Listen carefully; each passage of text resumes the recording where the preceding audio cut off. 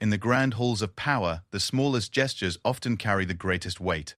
What happens when tradition collides with personal ambition, and a simple chair becomes the battleground for an entire kingdom's future? Sometimes the most dramatic moments in history unfold not on battlefields but in the quiet corners of palace corridors, where whispered conversations and defiant stances can topple dynasties. Lady Margaret Whitmore had always understood that power was not just about wearing a crown. It was about knowing exactly where to sit when the crown was watching. As she stood in the marble-floored antechamber of Ravenshollow Palace, her emerald silk gown rustling against the cold stone, she fixed her steely gaze on the ornate chair that had become the center of a brewing storm. The chair itself was nothing extraordinary by palace standards. Carved from English oak and upholstered in deep burgundy velvet, it sat positioned directly to the right of the throne, in the Great Hall, a place reserved by centuries of tradition for the crown princess. But tradition, Margaret had learned, was often just another word for obstacle. Prince Alexander Ravenshollow, heir to the throne of Eldermere, paced nervously behind her, his military boots echoing against the floor with each step. At 32, he possessed the kind of commanding presence that made grown men step aside in corridors, yet today he seemed diminished, caught between duty and desire. "Margaret, perhaps we should reconsider," Alexander said, his voice barely above a whisper. Father's summons was quite explicit. "Princess Isabella is to take her rightful place at today's ceremony." Margaret turned slowly, her platinum blonde hair catching the light streaming through the stained-glass windows. Her blue eyes, often described by court poets as winter lakes, held no warmth today. "And tell me, Alexander, what exactly makes her place more rightful than mine? The accident of her birth? The convenience of her bloodline?" "She is my brother's wife," Alexander replied, though his words lacked conviction. "Crown Princess of Eldermere." "Your brother's widow," Margaret corrected sharply. "Prince Edmund has been dead for 2 years. 2 years, Alexander. How long must this kingdom bow to the memory of a ghost?" The morning sun cast long shadows across the antechamber as servants bustled past, preparing for the day's ceremony, the annual reading of the royal decrees, where the king would announce new laws and appointments. It was a tradition older than the palace itself, and every detail mattered. Every seat carried significance. Every gesture would be scrutinized by nobles, commoners, and foreign dignitaries alike. Margaret had spent months positioning herself for this moment. Since Prince Edmund's tragic death in a hunting accident, she had carefully cultivated her relationship with Alexander, the younger prince who now stood first in line to inherit the throne. She had attended every state dinner, every diplomatic reception, every charity gala. She had made herself indispensable, the woman who understood protocol better than the protocol masters themselves. But Princess Isabella remained an obstacle, a beautiful, beloved obstacle who commanded the people's sympathy and the king's protective instincts.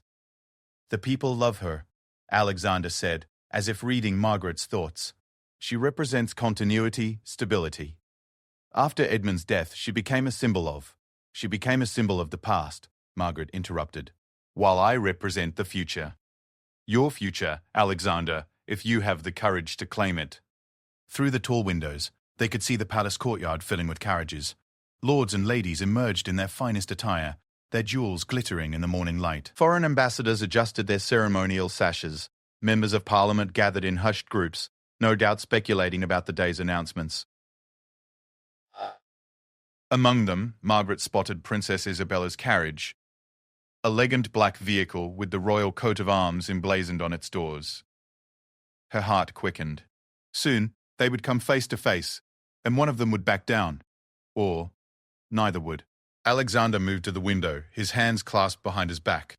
"Margaret, you must understand my position. Isabella is not just my brother's widow. She's family. She's been part of this royal house for 6 years. The king sees her as a daughter." "And what does the king see in me?" Margaret asked, moving to stand beside him. She could smell his cologne, expensive and subtle, mixed with the faint scent of leather from his military uniform. "He sees ambition," Alexander answered honestly. "Which isn't necessarily a bad thing, but he fears it." Margaret watched as Isabella's carriage door opened and the princess stepped out.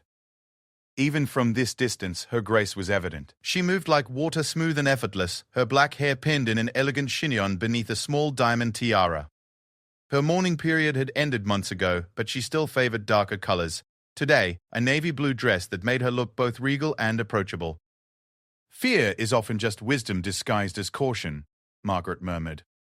"Your father built this kingdom through strength and decisive action. He conquered 3 neighboring territories before he was your age. Do you think he hesitated when opportunity presented itself?" Alexander's jaw tightened. "Those were different times. We live in an age of diplomacy now, of careful alliances and of weakness," Margaret finished.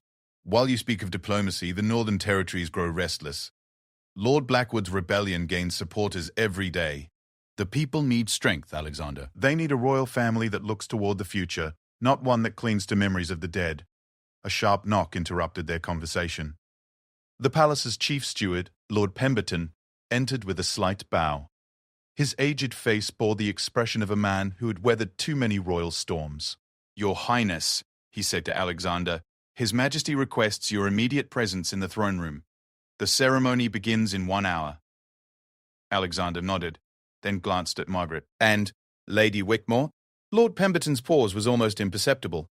"Her ladyship is, of course, welcome to attend the ceremony with the other nobles." Margaret's smile could have cut glass. "How considerate. And Princess Isabella's seating arrangement?" "Her Royal Highness will take her customary place at His Majesty's right hand, as befits her station." "Of course she will." Margaret's voice was silk over steel. "Tradition must be honored, mustn't it, Lord Pemberton?" The old steward's eyes flickered between Alexander and Margaret. He had served the royal family for 40 years, had seen 3 kings crowned and 2 wars fought. He recognized the smell of brewing conflict. "Indeed, my lady. If you'll excuse me, I must attend to the final preparations." As Pemberton departed, Margaret moved closer to Alexander. She placed her hand on his arm, feeling the tension in his muscles. "This is your moment, Alexander. Not tomorrow, not next year. Today. Your father won't live forever, and when he's gone, do you want to inherit a kingdom or merely a title? Do you want to rule, or do you want to spend your reign managing other people's legacies?" Alexander looked down at her hand on his arm, then met her eyes. "What exactly are you asking me to do?" "I'm asking you to claim what's yours. That seat belongs to the future queen, not to the ghost of the past. When the ceremony begins, I will take my rightful place at your side. If Princess Isabella objects, if your father objects, if the entire court objects, let them. Show them that Prince Alexander Ravenshallow is not a man to be governed by sentiment. And if I refuse?" Margaret's hand slipped away from his arm. "Then you'll spend the rest of your life wondering what kind of king you might have been if you'd possessed the courage to become one." The sound of approaching footsteps echoed through the corridor. Princess Isabella was making her way toward the throne room, accompanied by her lady-in-waiting and a small retinue of supporters. Margaret could hear her voice, warm and melodious, as she greeted various nobles along the way. "She's coming," Alexander said unnecessarily. "Yes," Margaret replied, smoothing her skirts. "She is. The question is, are you ready to meet your destiny, or are you going to step aside and let others write your story for you?" Alexander stared at the approaching entourage, his hands clenched at his sides. The weight of crown, kingdom, and legacy pressed down upon his shoulders like a mountain. In that moment he looked every inch the prince he was born to be, and every inch the man who was about to make a choice that would reshape the future of Eldemir. Margaret watched him carefully, reading the conflict in his expression like a scholar reading ancient texts. She had played this game before, though never with stakes quite so high. Everything she had worked for, everything she had sacrificed, came down to this single moment. "Your Highness." Princess Isabella's voice carried clearly down the corridor as she approached. "Lady Margaret, how lovely to see you both this morning." Margaret turned, her expression a masterpiece of controlled politeness.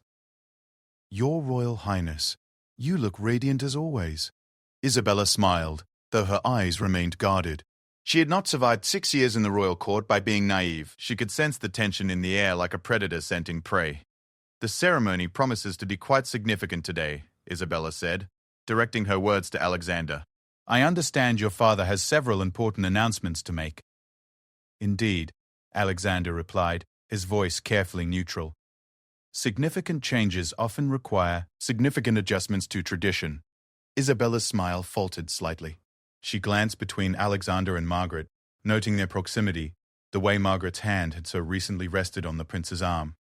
"Tradition has served this kingdom well for centuries," Isabella said carefully. "It provides stability in uncertain times. And sometimes, Margaret interjected smoothly, tradition becomes a chain that binds us to a past that no longer serves the future. The corridor fell silent except for the distant sounds of ceremony preparations. The three stood facing each other like chess pieces poised for the opening move of a game that would determine the fate of a kingdom.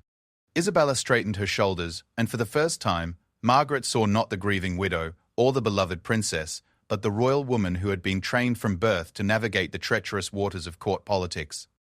"If you'll excuse me," Isabella said, "I should prepare for the ceremony." "I trust I'll see you both in your appropriate places." As she walked away, her entourage following behind, Margaret felt a thrill of anticipation course through her veins. The game was beginning in earnest now. "She knows," Alexander said quietly. "Good," Margaret replied, watching Isabella's retreating figure. "Let her know, let them all know. Today, the future of Eldamir will be decided not by the weight of the past, but by the courage of those willing to seize tomorrow." The bells of the palace began to chime, marking the approaching hour of ceremony. In throne rooms and antechambers throughout the palace, the players took their positions for a drama that would be remembered for generations to come.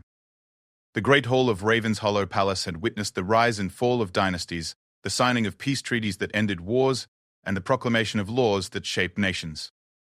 Its vaulted ceiling soared 40 feet above the marble floor, supported by columns carved with the likenesses of ancient kings.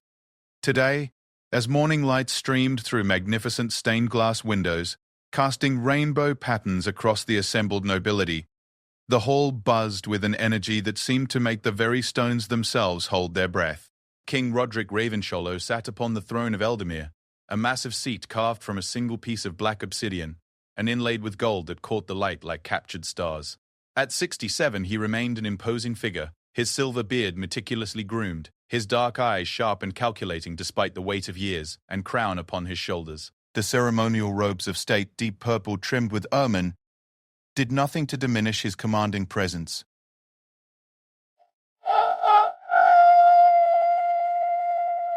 The chair of the Crown Princess, positioned so that whoever occupied it would be clearly visible to every person in the hall, from the highest lord to the most distant observer in the gallery. It was empty now, waiting. Lady Margaret Whitmore stood at the entrance to the hall, her emerald gown a vibrant splash of colour against the more subdued attire of the surrounding nobles. She had chosen the dress deliberately. Emerald was the colour of ambition, of life, of growth. Let the others wear their safe blues and greys. Today, she would stand out. Beside her, Prince Alexander adjusted his ceremonial sash, his movements betraying the nervous energy that coursed through him. His military uniform, pristine and decorated with the medals of his service in the northern campaigns, gave him an air of authority that his uncertain expression somewhat undermined. "The moment approaches," Margaret murmured, her voice barely audible above the murmur of conversation that filled the hall. "Are you prepared?" Alexander's gaze swept across the assembled crowd. He could see familiar faces among the nobility. Lord Blackwood, whose stern expression suggested he was evaluating every gesture for signs of weakness. The Duke of Westmarch, whose loyalty had always belonged to whoever held power. Lady Pemberton, the chief steward's wife, whose social influence could make or break reputations with a single raised eyebrow. "I keep thinking about what Father will say," Alexander admitted, "about what this will mean for the kingdom." "Your father conquered 3 territories before he was 40, Margaret reminded him. "Do you think he worried about what people would say when he took bold action? Great leaders don't ask permission to lead. They lead, and others follow." Princess Isabella's arrival created a subtle shift in the hall's atmosphere. Conversations paused, heads turned, and a path naturally cleared as she made her way toward the throne. She moved with the unconscious grace of someone born to royal life, her navy blue gown, elegant without being ostentatious, her jewelry limited to the diamond tiara that had belonged to Alexander's mother, and her late husband's wedding ring, which she still wore on her right hand. Margaret watched Isabella's progress with the intensity of a predator studying prey. Every step, every smile, every gracious nod to the assembled nobles was catalogued and analyzed. Isabella commanded respect, not through fear or ambition, but through something more elusive, genuine warmth combined with natural dignity. It was exactly what made her so dangerous. "She's beautiful," Alexander said, almost unconsciously. "Beauty fades," Margaret replied, without taking her eyes off Isabella. "Power endures." As Isabella approached the area near the throne, Her eyes met Margaret's across the hall. For a moment, the two women simply stared at each other, and every person nearby could feel the tension crackling between them like lightning before a storm.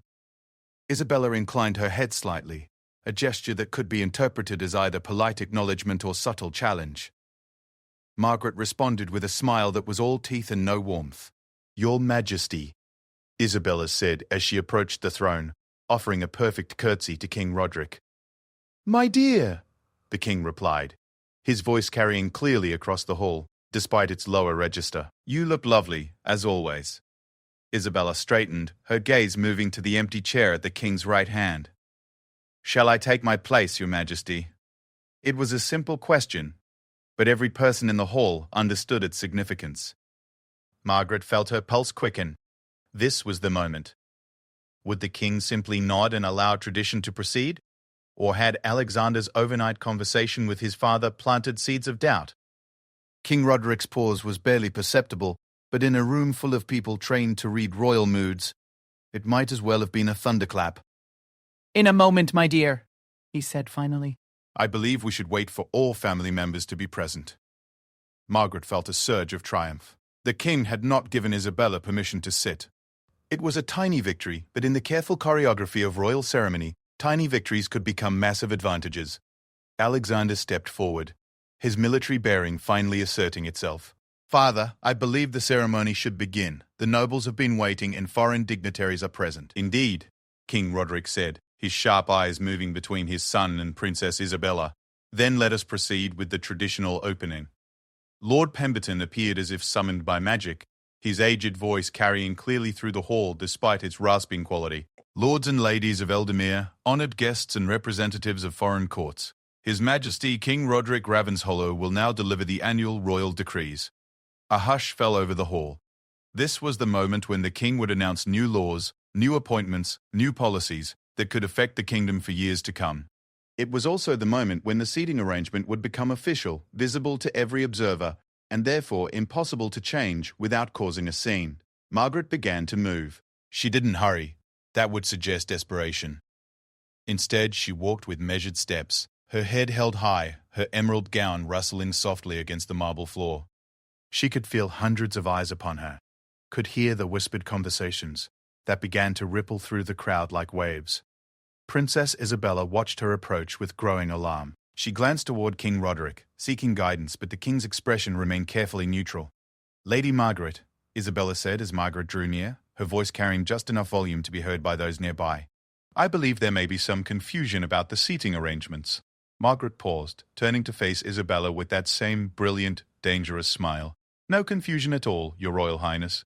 I'm simply taking my rightful place beside the future king." The words hung in the air like sword strokes. Margaret had not merely claimed the chair, she had publicly declared her intention to be Alexander's queen. In front of the entire court, in front of foreign dignitaries, in front of the king himself. Isabella's composure, legendary throughout the court, showed its first crack. "The chair belongs to the crown princess," she said, her voice steady but with an edge that hadn't been there moments before. "Then we agree completely," Margaret replied, moving another step toward the chair. "It belongs to the woman who will be crowned princess." "Stop." The single word, spoken in King Roderick's voice, cut through the hall like a blade. Every conversation ceased. Every movement stopped. The king had not raised his voice, but the authority in that single syllable was absolute. Margaret froze mid-step. Alexander's hand moved instinctively toward his sword hilt before he caught himself. Isabella remained perfectly still, but her eyes moved to the king's face, searching for guidance. King Roderick rose slowly from his throne, his ceremonial robes flowing around him like purple water. When he stood at his full height, he commanded the attention of every person in the hall, not through force, but through the simple fact that he was the king. And in this moment, everyone remembered what that meant. "Lady Margaret Whitmore," he said, his voice carrying easily through the sudden silence. "You appear to be confused about protocol." Margaret lifted her chin, meeting the king's gaze directly. "Your Majesty, I believe I understand protocol perfectly. I am Prince Alexander's chosen companion, and as such—" "You are a guest in my court," the king interrupted, his tone remaining calm but gaining weight. "And guests do not seat themselves without invitation." The rebuke was gentle in words but devastating in implication. By calling Margaret a guest rather than family, the king had publicly diminished her status in front of everyone who mattered in the kingdom. Alexander stepped forward, his jaw set with determination. "Father, I believe there should be a discussion about the future arrangements of the royal family." "Indeed there should," King Roderick replied, his eyes moving to his son. "And when I decide such discussions are appropriate, they will happen. But today is not that day, and this ceremony is not that place." Margaret felt the eyes of the entire hall upon her. She had made her play, forced the confrontation she believed necessary, but the king had outmaneuvered her. To insist further would be to directly challenge royal authority in the most public way possible. To back down would be to admit defeat in front of everyone who mattered. She chose a third option. "Your Majesty is, of course, correct about protocol," she said, her voice carrying clearly through the hall. "I apologize if my enthusiasm for supporting Prince Alexander's future has led to any confusion." It was a masterful response. She acknowledged the king's authority while simultaneously reaffirming her connection to Alexander and her confidence in his future. More importantly, she had framed her actions not as presumption, but as support for the royal family. King Roderick's eyes narrowed slightly. He had ruled for 43 years, and he recognized political maneuvering when he saw it. Margaret Whitmore was not retreating. She was regrouping. "Princess Isabella," he said, turning to his daughter-in-law, "please take your place so we may begin." Isabella moved to the chair with fluid grace, but as she sat, she caught Margaret's eye. The look that passed between them was brief but loaded with understanding. This was not over. This was merely the first battle in what both women now recognized would be a longer war. As the ceremony officially began, Margaret retreated to stand among the other nobles, but she positioned herself where she would remain visible to the throne. Alexander remained near his father, but his glances towards Margaret did not go unnoticed. Lord Pemberton began to read the formal announcements: new trade agreements, appointments to various positions, adjustments to tax policies, the usual business of governing a kingdom. But everyone in the hall was only half listening. They were watching the subtle interplay between the throne, the crown princess, and the woman who had just declared her intention to replace her. In the gallery above, foreign diplomats leaned toward each other, whispering observations that would become reports sent to distant capitals within hours. The royal court of Eldamere was fracturing along new lines, and the implications for alliances, trade agreements, and regional stability were significant. Margaret stood perfectly still, her hands clasped before her, her expression serene. But behind her calm exterior, her mind raced with calculations and possibilities. The king had won this round, but the game was far from over. Alexander's reaction told her everything she needed to know. He was angry at being embarrassed, frustrated by his father's public dismissal of his wishes, and more determined than ever to assert his independence. Perfect. As the ceremony continued, she began to plan her next move. The throne was still within reach, but it would require patience, cunning, and perhaps a willingness to risk everything on a single, decisive gambit. Princess Isabella sat in her chair, gracious and composed, acknowledging the various announcements with appropriate smiles and nods. But she too was thinking, calculating, recognizing that her position, which had seemed secure mere hours ago, was now under direct assault. The morning sun climbed higher, casting new patterns of light through the stained glass windows.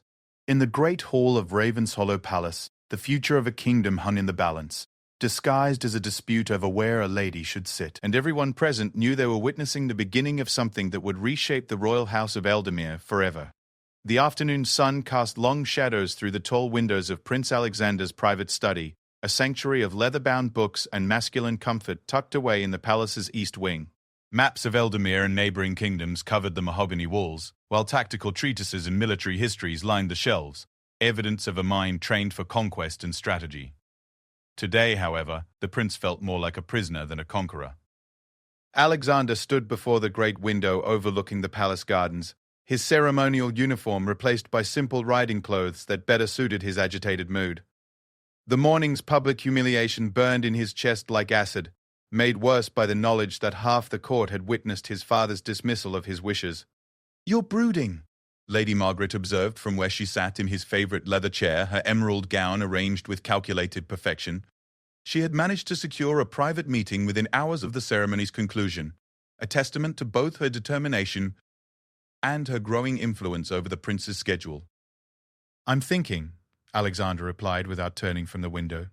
There's a difference. And what conclusions has your thinking reached? Margaret's voice carried a note of gentle mockery that she knew would provoke him. In her experience, men made their boldest decisions when they were angry.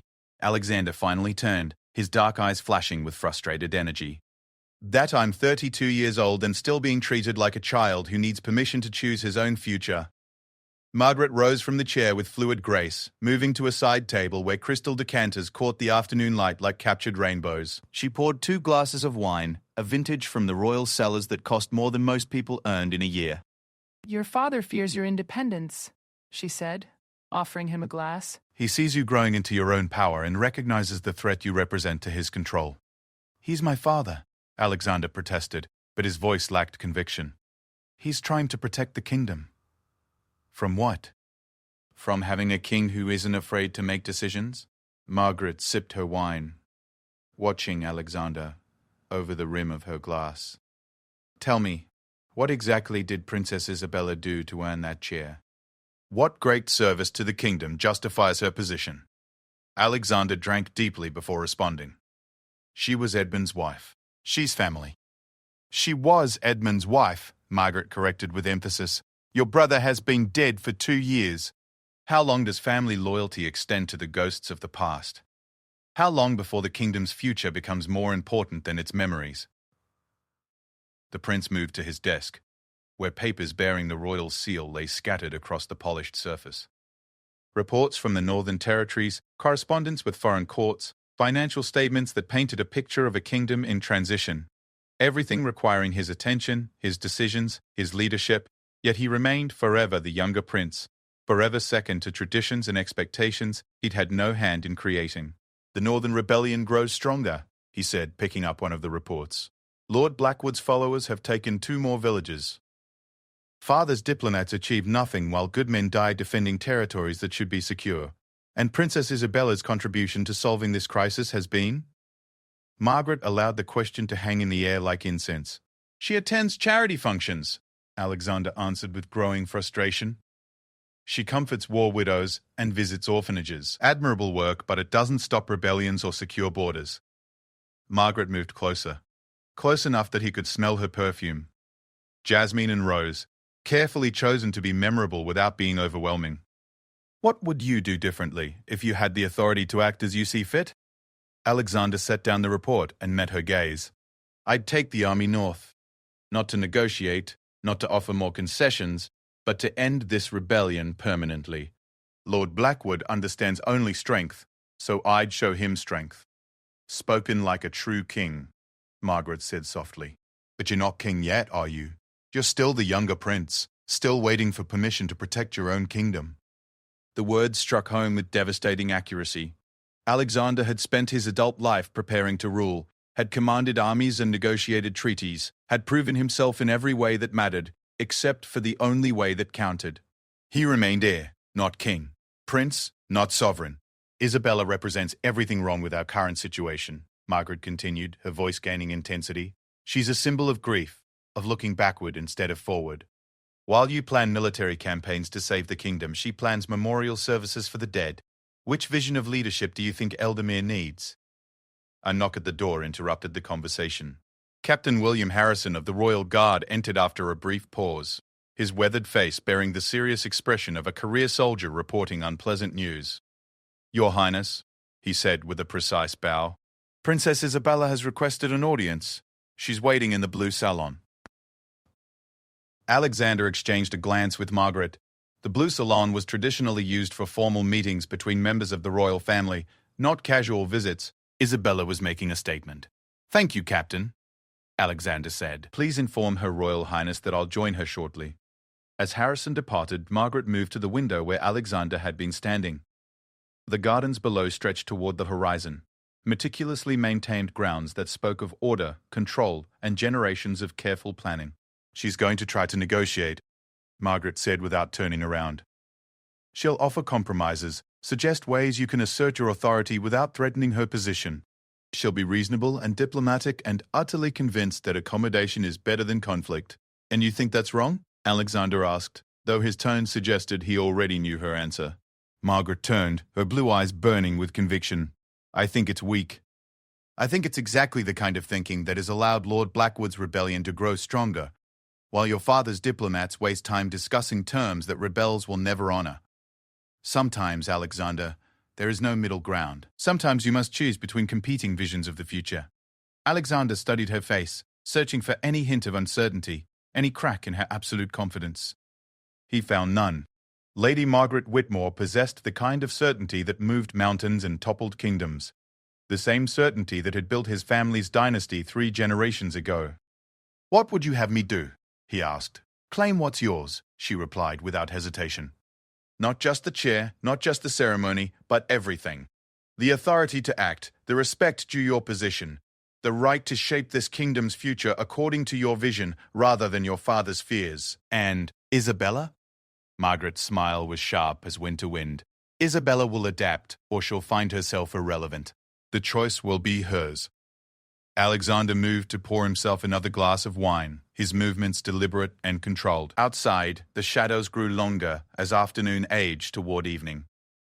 Somewhere in the palace, Princess Isabella waited for a conversation that could determine the fate of 3 lives and 1 kingdom. "Captain Harrison mentioned something interesting during his report this morning," Alexander said slowly. "The Northern Rebellion has gained support from certain court nobles." Names weren't specified, but the implications are clear. Margaret's attention sharpened like a blade, focusing sunlight. "You suspect Isabella?" "I suspect that some people benefit from chaos," Alexander replied. "A weak crown, a divided royal family, uncertainty about succession. These things serve the interests of those who prefer to operate in shadows rather than sunlight." "And you believe Isabella would work against royal authority?" Margaret's voice carried a note of excitement barely concealed as concern. Alexander's smile was grim. "I believe Isabella serves Isabella, just as everyone serves themselves ultimately. The question is whether her interests align with the kingdom's security or with maintaining her own position regardless of the cost." Margaret felt her pulse quicken. If Alexander could be convinced that Isabella represented not just personal rivalry, but actual threat to the kingdom, then the battle for influence would become a crusade for survival. And crusades, she knew, were always won by those willing to go furthest. "Perhaps," she said carefully, "this afternoon's meeting will provide clarity about where everyone's loyalties truly lie." Alexander drained his wine glass and set it down with decisive force. "Perhaps it will. Captain Harrison, I'll need you to remain close during my meeting with Princess Isabella. Station guards at the Blue Salon's entrances, for security purposes, of course." "Of course, Your Highness," Harrison replied, though his experienced eyes flickered with understanding. Royal meetings didn't typically require armed guards unless someone expected trouble. As Alexander prepared to leave for his confrontation with Isabella, Margaret remained by the window, watching the guards take their positions in the courtyard below. The pieces were moving into place like chessmen advancing across a board toward inevitable conflict. In her mind, she rehearsed the conversation she would have with Alexander after his meeting with Isabella. How she would interpret whatever Isabella said, how she would frame the princess's reasonable requests as evidence of manipulation, how she would transform diplomatic language into proof of treacherous intent. The afternoon sun continued its descent toward the horizon, painting the palace walls gold and crimson. In the Blue Salon, Princess Isabella waited with the patience of someone who had spent years navigating the dangerous currents of court politics. In his study, Prince Alexander gathered his resolve for a conversation that would either secure his future or shatter it completely. And in the shadows between them, Lady Margaret Whitmore smiled the smile of someone who had just realized how to turn a throne room dispute into grounds for treason. The game was accelerating beyond mere palace intrigue now. Soon, it would become a matter of survival. And Margaret intended to be the only player left standing when the final move was made. The Blue Salon lived up to its name in the golden light of late afternoon, its azure silk wall coverings and sapphire velvet furnishings creating an atmosphere of serene elegance that had hosted countless diplomatic conversations over the centuries. Princess Isabella stood beside the marble fireplace, her posture straight but not rigid, her hands clasped loosely before her. She had changed from her ceremonial gown into a simpler dress of dove-grey silk, a choice that spoke of both respect for the gravity of their meeting and subtle reminder of her status as Edmund's widow. When Prince Alexander entered, flanked by 2 guards who positioned themselves discreetly by the doors, Isabella's expression remained perfectly composed despite the obvious implications of their presence. She had expected this conversation, but the armed escort suggested Alexander's mindset had shifted beyond mere family discussion. "Alexander," she said, inclining her head with precise courtesy. "Thank you for agreeing to see me. Isabella." He remained standing near the center of the room, not moving to take one of the comfortable chairs that would have made their conversation more intimate, more familial. I understand you wish to discuss this morning's incident. Isabella's smile was gentle but shrewd. She had not survived 6 years in the royal court by being naive about power or its exercise. I thought we might clear up any misunderstandings before they grow into larger problems. What misunderstandings would those be? Alexander's tone was carefully neutral, but Isabella could read the tension in his shoulders, the way his right hand rested casually but tellingly near his sword hilt. "About tradition, about protocol, about what's best for the kingdom," Isabella replied, moving away from the fireplace to stand near one of the tall windows that offered a view of the palace courtyard. "Alexander, we've known each other for 6 years. We've been family. I hope that gives me the right to speak frankly." Alexander nodded, though his expression remained guarded. "Of course." Isabella gazed out at the courtyard for a moment, watching servants and guards go about their duties in the lengthening shadows. "Lady Margaret is a remarkable woman," she said finally. "Intelligent, ambitious, undeniably beautiful. I can understand her appeal." "Can you?" Alexander's voice carried a note of challenge. "I can also understand yours," Isabella continued, turning to face him directly. "You're the heir to a kingdom, Alexander. You've proven yourself in war and peace, yet you still find yourself constrained by traditions and expectations that don't reflect your capabilities. It must be frustrating." Alexander's eyes narrowed slightly. Isabella was being more direct than he'd anticipated, cutting through diplomatic niceties to address the heart of their conflict. "It is," he admitted. "But frustration can lead to poor decisions," Isabella said gently. "And poor decisions by princes become disasters for kingdoms." The words hung between them like a gauntlet thrown down. Alexander felt his temper flare, but he controlled it with the discipline of years of royal training. "Are you suggesting that my judgment is impaired?" "I'm suggesting that Lady Margaret's influence over you is significant, and that her ambitions may not align with the kingdom's best interests." Alexander moved closer, his military bearing asserting itself. "And I suppose your judgment about what's best for the kingdom is unquestionable?" Isabella met his advance without flinching. "My judgment is informed by 6 years of serving this royal house, by understanding the delicate balance of relationships that keep our allies loyal and our enemies at bay. Lady Margaret has been at court for less than a year, Alexander. What does she understand about the consequences of royal decisions?" "She understands that strength is more effective than endless diplomacy," Alexander replied, his voice gaining heat. "She understands that this kingdom needs leadership that looks forward, not backward." "And what do you understand about the letters she's been exchanging with Lord Blackwood?" The question struck Alexander like a physical blow. He stopped moving entirely, his face going pale before flushing with anger. "What did you say?"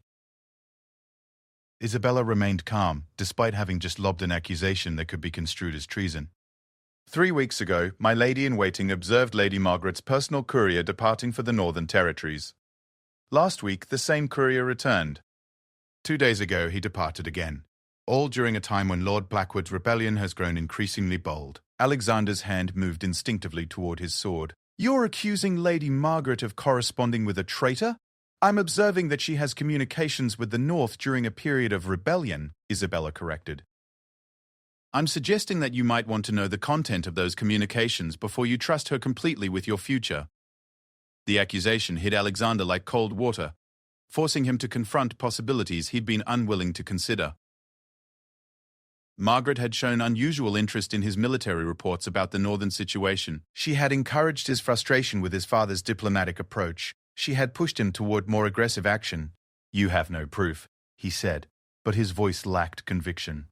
"I have observations," Isabella replied. "And I have concern for you, for your father, and for this kingdom.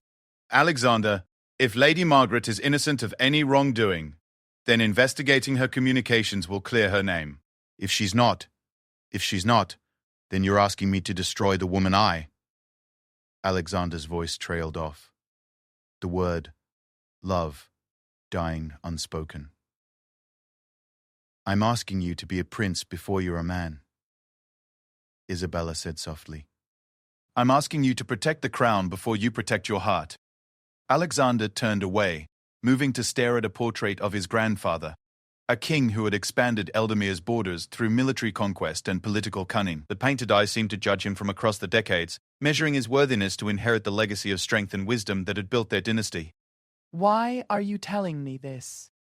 He asked without turning around. If Margaret is working against the crown, exposing her would eliminate your rival for my attention. You could have simply presented evidence to my father and watched her destroy herself.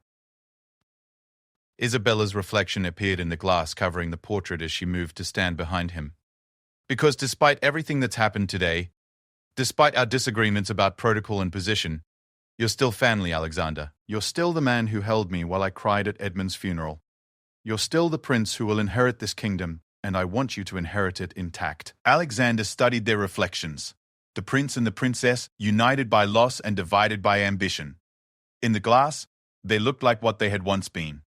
Family members who trusted each other, who shared common cause in protecting something larger than themselves. If I investigate Margaret and find evidence of treason, he said slowly, it doesn't resolve the question of that chair, of your position versus hers. No, Isabella agreed. It doesn't. But it ensures that whatever decision you make about the future is made with full knowledge of who can be trusted and who cannot. Alexander turned to face her directly. And if the investigation clears her name? If she's innocent of everything except wanting to be queen? Isabella's smile was sad but determined. Then you'll know you can trust her judgment as well as her loyalty.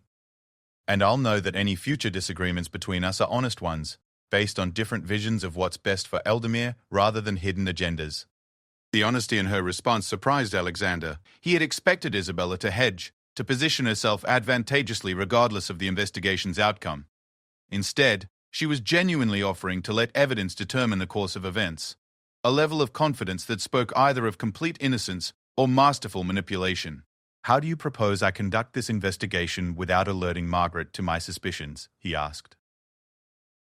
Captain Harrison has served your family for 20 years, Isabella replied. His loyalty is beyond question and his discretion is legendary. Task him with intercepting her courier on his next departure. Examine the messages. Let the truth speak for itself. Alexander nodded slowly. The plan was simple, direct, and would provide definitive answers within days. It was also a complete betrayal of the woman who had transformed his understanding of his own potential, who had encouraged him to reach for power that was rightfully his. If she's innocent, he said, and she discovers I investigated her, then you'll have to earn her forgiveness, Isabella said simply. But if she's guilty and you don't investigate, you'll lose more than her love. You'll lose your throne, your family, and possibly your life. A knock at the door interrupted their conversation. Captain Harrison entered after a brief pause, his weathered face bearing an expression of carefully controlled urgency. Your Highness, he said to Alexander, forgive the interruption, but there's been a development. Lady Margaret's courier was spotted leaving the palace grounds. He appears to be heading north. Alexander and Isabella exchanged glances. The timing was almost too perfect, or too convenient, depending on one's perspective. Thank you, Captain, Alexander said. Please have the courier follow discreetly. I want to know his exact destination. Already arranged, Your Highness. Sir James and 2 of our best scouts departed within minutes of the courier's departure. As Harrison withdrew, Alexander found himself standing at a crossroads that would define not just his personal future, but the future of Eldamir itself. Trust Margaret and risk everything on the word of a woman who had encouraged him to defy his father and seize power through confrontation. Trust Isabella and risk losing the only person who had ever truly believed in his right to rule.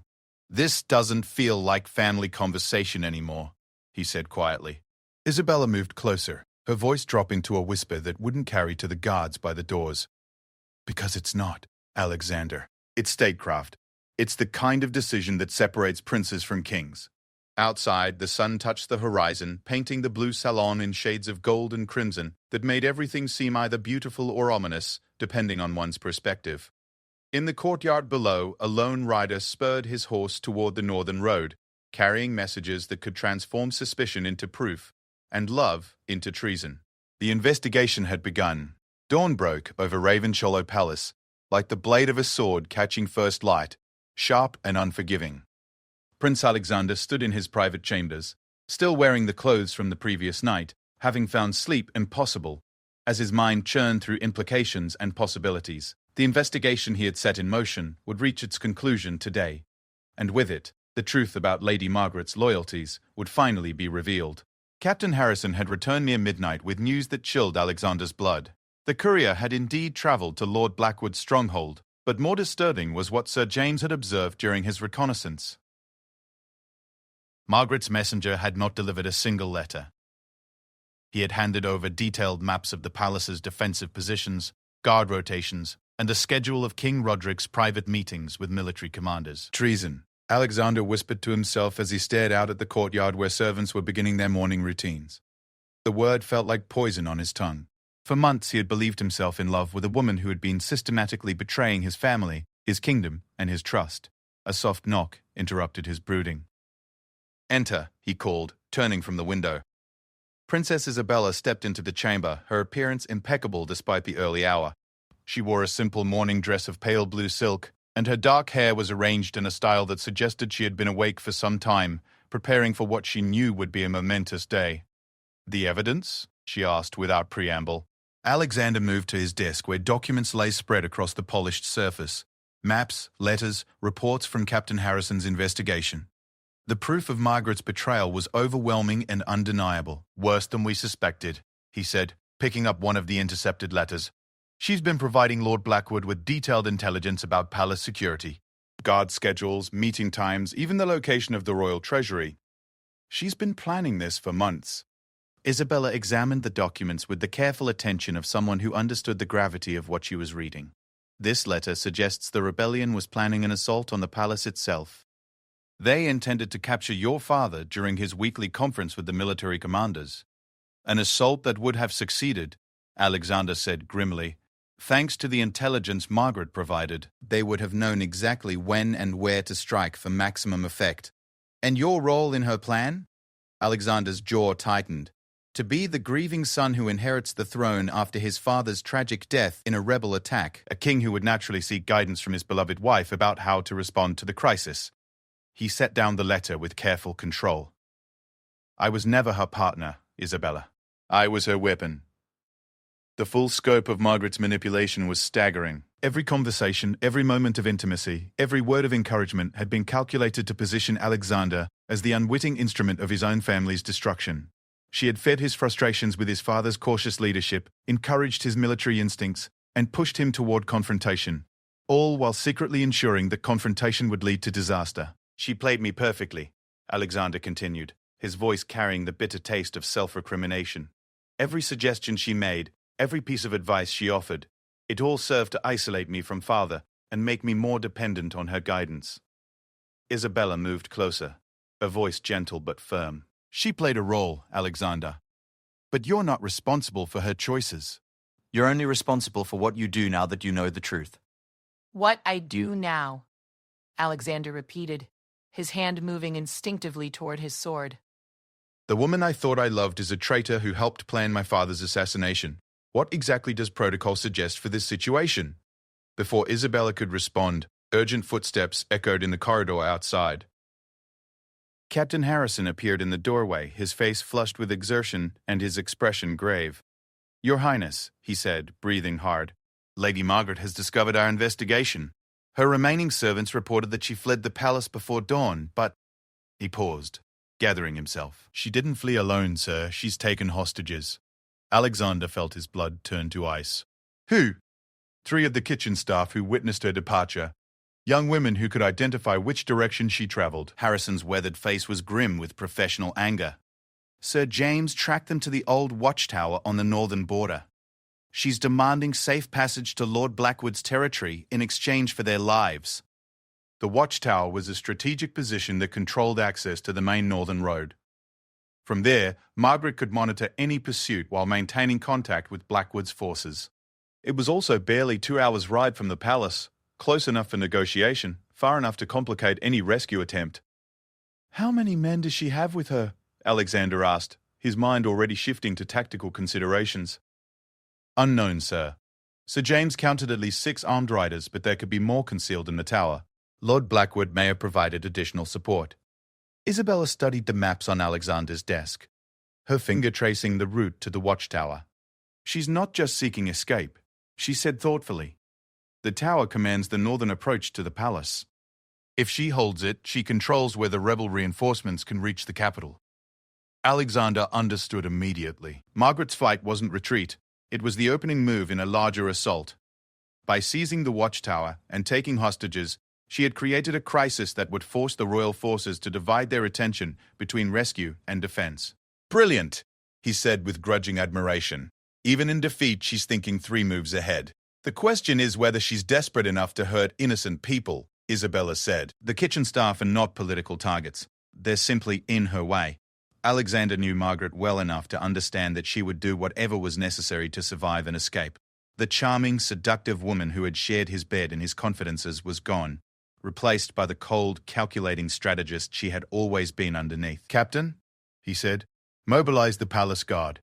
I want the watchtower surrounded, but at a distance. No direct assault until we know the hostages are safe." "Sir," Harrison replied with a sharp salute. "And Lady Margaret's demands for negotiation?" "She'll get her negotiation," Alexander said, moving toward his weapon's chest. "But not the one she's expecting." As Harrison departed to organize the response, Isabella caught Alexander's arm. "What are you planning?" "Margaret wants safe passage," Alexander replied, selecting his sword and checking its edge. "I'm going to offer her a trade she can't refuse."